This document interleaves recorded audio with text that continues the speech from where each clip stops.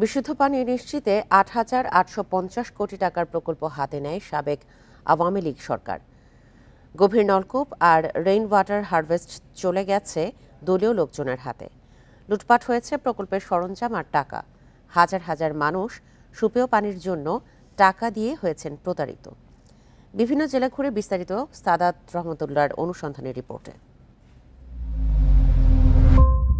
সাতক্ষীরার শ্যামনগর উপজেলা। জলবায়ু পরিবর্তনের বিরূপ প্রভাবে লবণাক্ততা বেড়ে সুপেয় পানির তীব্র সংকট।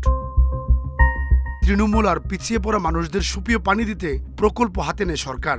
শ্যামনগরে বরাদ্দ দেওয়া হয় ১৫০০ টাকার রেন ওয়াটার হারভেস্ট, কিন্তু টাকা দিয়ে প্রতারিত হন হতদরিদ্র এসব মানুষ। ১৫০০ টাকার পানির ট্যাঙ্কি কিনতে হচ্ছে ১২ থেকে ১৫,০০০ টাকায়। এই ট্যাঙ্কি আপনি কতটা কিনছেন? ১৫,০০০ টাকা দিয়ে কিনছি। ৫-৬ কোটি টাকা নিয়েছে আর এই চেয়ারম্যান মেম্বারের এরম ভাবে বুলে টাকা নেয়, নিয়ে সব টাকা সব খাইয়ে জোরা। এই লোকে বিতরণ করতেছে, তাদের কাছ থেকে নিয়ে আমরা যোগাযোগ করে তার কাছ থেকে ১২,০০০ টাকা দিয়ে কিনে নিয়েছি। ভুক্তভোগীদের অভিযোগ, দলীয় কোটায় বরাদ্দ দেওয়া হয় এসব পানির ট্যাঙ্ক। যারা অসহায় তাদেরকে দেওয়া হয়নি। দেশে ওই চেয়ারম্যানের যারা দলীয় লোক ৩,৩৬,০০০ টাকা, এখন আমার ৩টে টিউবওয়েলের কোনো ব্যবস্থা হয়নি। একই অবস্থা যশোর জেলার শার্শা উপজেলায়। কাইবা ইউনিয়নে ২৬টি গভীর নলকূপ নিজের এলাকায় বরাদ্দ দেন চেয়ারম্যান। ১০টি পরিবারের জন্য একটি পাম্প দেওয়ার কথা থাকলেও উঠেছে দলীয় লোকজনকে বেছে বেছে দেওয়ার অভিযোগ। এই যে এই বাড়িতে একটা, আমাদের বাড়িতে একটা, ওই বাড়িতে একটা, আবার রাস্তার ওই পাশে আছে। অন্য জেলাতেও প্রকল্পের একই অবস্থা। লাভবান হচ্ছেন বিত্তবানরা।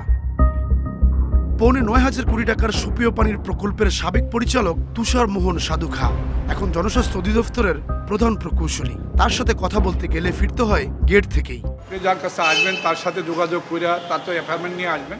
প্রকল্পের সাথে সংশ্লিষ্ট সবাইকে বিচারের আওতায় আনার কথা বলেন টিআইবি নির্বাহী পরিচালক। জনগণের অর্থের অপচয় করেছে, আত্মসাৎ করেছে। কর্ণধার হিসেবে প্রকল্প পরিচালক, প্রকল্প বাস্তবায়নের সাথে প্রত্যক্ষ এবং পরোক্ষভাবে সংশ্লিষ্ট ছিলেন, তারা সকলেই কিন্তু যোগ সাজসের মাধ্যমে এই সুবিধাটা অর্জন করেছেন। আমরা আশা করব যে কোনো অবস্থায় যারা এর সাথে জড়িত ছিল তারা যেন বিচারহীনতা ভোগ করতে না পারে। সুপেয় পানির প্রকল্প শুরু হয় ২০১৯-২০ অর্থ বছরে, যা চলবে ২০২৬ সাল পর্যন্ত। সাদাত রহমতুল্লাহ, ইন্ডিপেন্ডেন্ট নিউজ, ঢাকা।